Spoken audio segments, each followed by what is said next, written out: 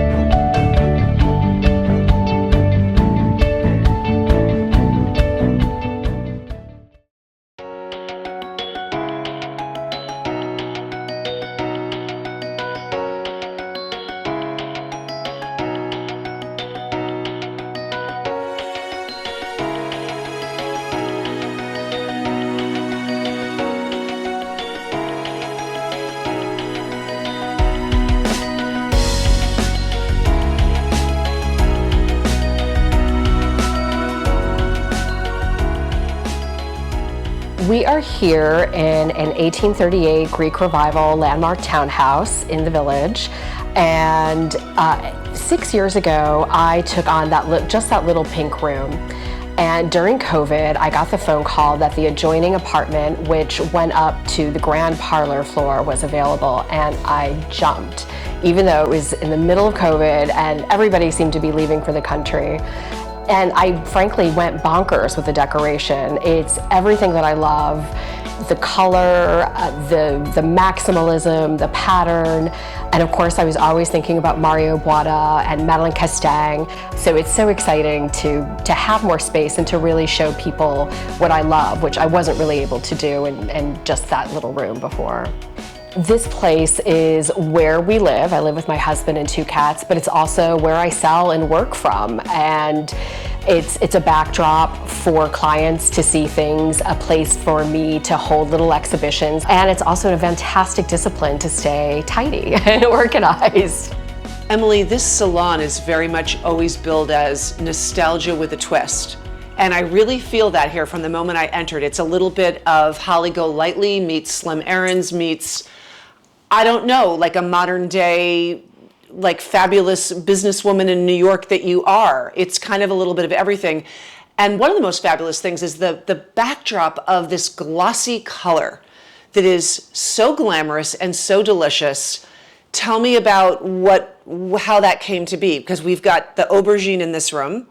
And the chartreuse, would you say that's a correct color? Absolutely. And I can literally put my lipstick on in the reflection of, there are no mirrors needed in here because the gloss is so high and I love it. I want to copy it. Well, I think there's something about the high gloss that makes it feel more modern. And it's amazing how many people in their 20s, early 30s come through and they're blown away by the color, and it just doesn't occur to them to paint their walls. And it's so transformative, and it makes everything look fresh and vibrant. What made you be fearless? How did you get to that point where you said, I'm going to do it? Well, I've always loved color. It's something I've always grown up with, but clearly Mario Buatta was a huge hero and mentor.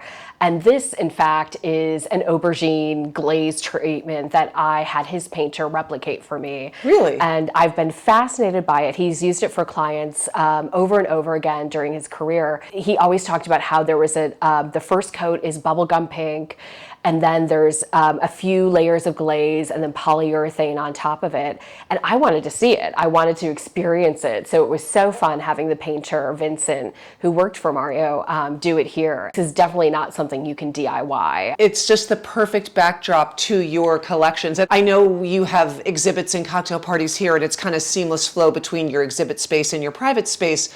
But I think there's always something so fascinating to me about what a collector collects, a collector who both sells and what do they keep? What are their favorite pieces and how do they hang them? And I'm noticing the very Mario Buatta touch of the bow behind the painting. I love that. Yes, this whole section is an homage to Mario with, of course, he loved a red bureau bookcase, and then there's a drawing of his living room above it.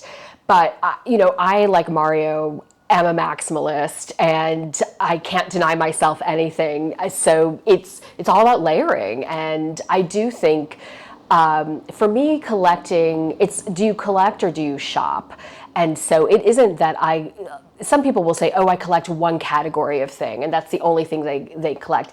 I don't collect that way. I just buy things that I don't want to part with, that make me so happy, that speak to me on some level, that I know I'm going to have them for decades. And to me, that's what collecting it is. And that's the best excuse for shopping that I've ever heard, and I'm going to be using that for the rest of my life.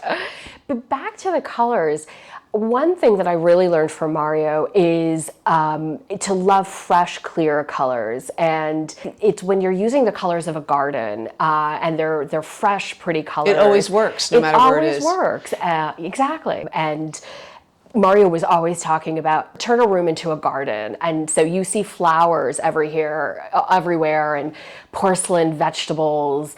And it's pretty. It's not intellectual. It's not heavy duty, but it's just joyous to be around. I would actually argue that, yes, this is all very much an homage to your design heroes, but it's very Emily. It's very, very you. So when I look at this, I think of you and not them, which I think is the ultimate compliment to them, that they imparted what they do so well to you. Well, thank you. And something that's really important to me is humor, having a sense of humor. And for example, if you see that papier-mâché snail climbing up the window case, which is an homage to an Henri Samuel client, the Dornanos, who had snails on their ceiling, it's sort of a wink, don't take it too seriously. Henri Samuel was one of the biggest inspirations for the green room. If you look at these Austrian shades, they're copied from Susan Goodfriend's Winter Garden room that Henri did. And in fact, that room, when I first saw a photo of it, blew me away. And it's really what made me want to know more about him and write the book about him. I wanted this room to feel like a winter garden, and so I brought in these 2 palm trees. I named them George and Martha, so I can hopefully keep them alive. And right now they're in the garden, summering and getting healthy again, but then in October they'll come back in winter in the green room. Another hero of mine of design is Christian Berard, and I've always been fascinated by the trompe-l'oeil paneling decoration that he did for Guerlain in tandem with Jean-Michel Franck. So when we broke into this adjoining apartment, I didn't know what to do with this hallway, and it was just full of architectural sins.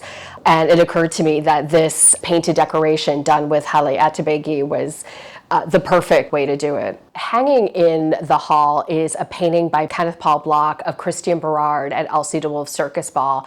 And this is a painting I've owned for years. And of course, what better place to hang it than this hallway when we moved here.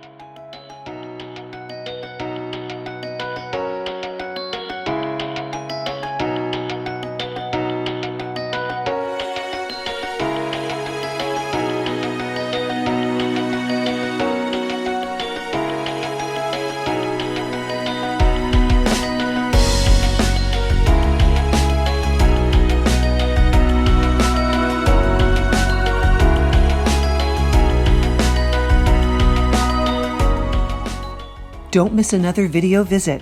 Click on the orange Q to subscribe and have Quintessence virtually delivered from our doorstep to yours.